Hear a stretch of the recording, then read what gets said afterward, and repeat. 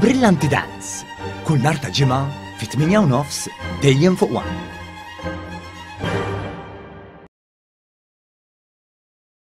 1317 xerrej applikaw mal-Ministeru għall-Finanzi u x-Xogħol sal-aħħar tal-2022 sabiex igawdu mill-iskemi ta' għajnuna u fruti mill-Gvern fil-kisba ta' residenza privata fil-qalb tal-irħula u l-ibliet.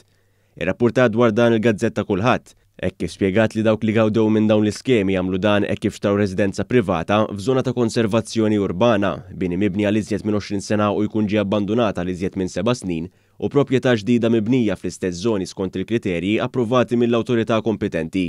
Flimkien dawn gawdew minn madwar 11 miljun euro bejn lotjiet diretti jew ifrankar tal-boll bl-iskop li tinżamm l-identità kulturali tal-lokalitajiet f'pajjiżna, filwaqt li l-bini dilapitat jerġa' jsir abitabbli. Minn dan l-ammont s'issa jirriżulta lil kulħadd li ftit inqas minn miljun euro diġà tħallsu fotjiet diretti lil 57 applikant li l-applikazzjonijiet tagħhom ġew proċessati taħt l-iskema prattikament ġdida fejn first time buyers jażlu li jixtru residenza tagħhom f'UCA. Dawn huma maqsumin bejn 50 f'Malta u 7 f'Għawdex. Apparti minn hekk, dawn flimkien ma' 1262 kuntratt ieħor ta' xiri ta' proprjetà f'żoni urbani fl-aħħar sena gawdew mit-tnaqqis sħiħ fil-ħlas tal-boll dovut, benefiċċju li ġie estiż sal-aħħar tal-2024. Dan waħdu s-sena l-oħra laħħaq għal 10 miljun 290,244 euro, jew medja ta' 7,800 euro kull xerrej is-sena l-oħra. Bekk first time buyers li xtraw residenzi f'żoni urbani spiċċaw igawdu minn medja ta' bejn 23,000 euro f'Malta u 38,000 euro f'Għawdex.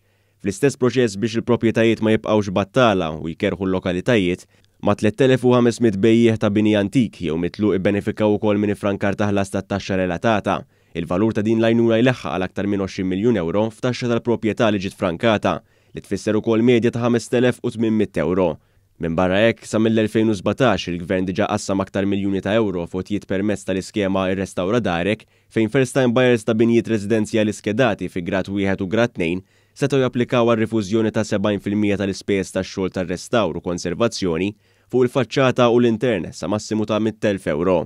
Sal-lum jirriżulta li fuq din l-iskema biss kien hemm aktar minn 2,245 applikazzjoni li ġew validati u b'aktar minn 8 miljun euro diġà tqasmu lil madwar 53% minnhom.